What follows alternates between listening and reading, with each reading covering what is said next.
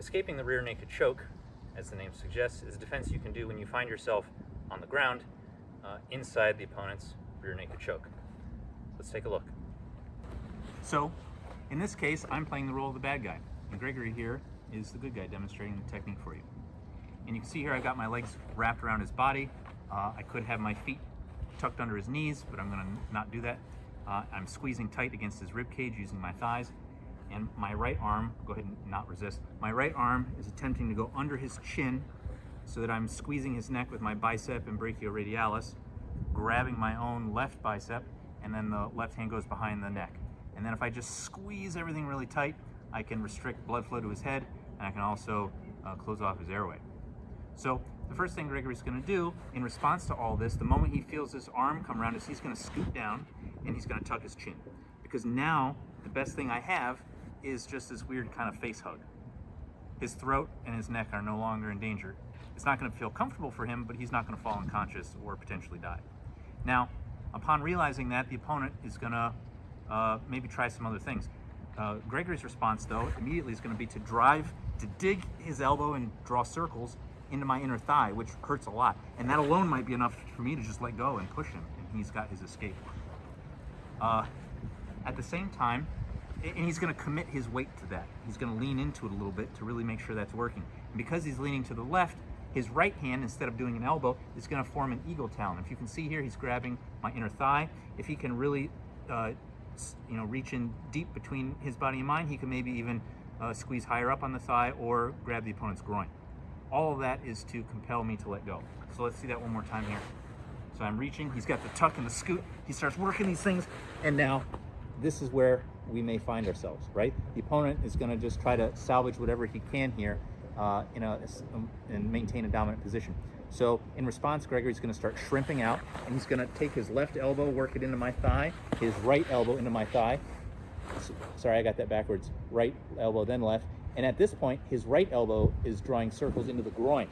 And all of that hurts a lot, and the opponent may simply push back because he doesn't want to continue receiving those elbows. But another response he might have would be to try to put you, or in this case Gregory, in his guard. So now Gregory's going to do 2 eagle talons to the face. Yep, as he gets a good base and he sits back. Yep, he's got his right hand grabbing my clothing here with a slight bend in his elbow.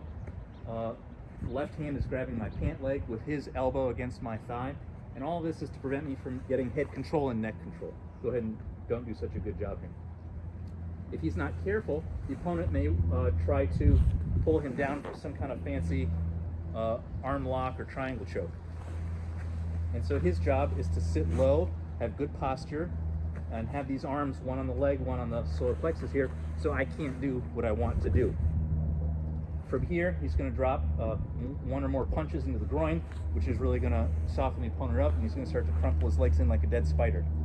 You saw, and you may not see so easily, Gregory here has transitioned to hugging my leg like a football with his left arm, and now his right arm is going to start pushing this down early before the knee comes up. Let's see that one more time. So we're here, push that down early so the leg has room, and what he's preventing here is me kicking his teeth out. Let's see what happens if he doesn't do all this. If he doesn't have such a good football hold and he starts standing up and backing away, go ahead and stand up, back away, I may start kicking him in the face and in the body, right? Let's reset. So he's got the football hug on the left, on my right leg. He's checking this one down, and then he checks it with his shin. And he rises up into a right neutral bow. You see that? Yep, he's got everything checked. From here, it's a back knuckle striking the leg, a downward chop to the groin. Now he's going to scoot back a little bit so that go ahead and let go completely. He wants to keep his face and his body out of my kicking range. But he's not just going to drop my leg. He's going to use a right outward hooking parry to discard it this way as he completes his cover-up. So let's see that one more time with narration, but in one continuous flow. So he feels my arm, he tucks and scoots, he starts working elbows and eagle talons. I transition here, he starts scooching out. He's got his shrimp in his elbows, and now he finds himself in my guard. He's going to eagle talon, turn my face into Play-Doh. He's got a good posture. He's got, punches into the groin. He's checking legs. He's getting up on his feet. Right foot first and left. Yep. Strike, chop, and clear. Very good.